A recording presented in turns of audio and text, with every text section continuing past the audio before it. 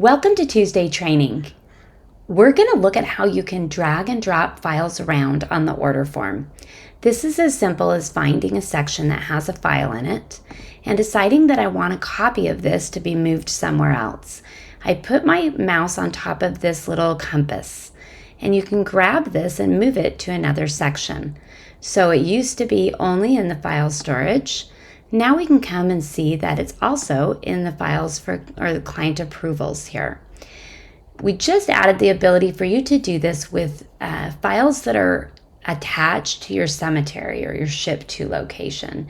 So here you're able to do upload to your shipping profile all the different files that you need in order to fill out the forms for this particular cemetery.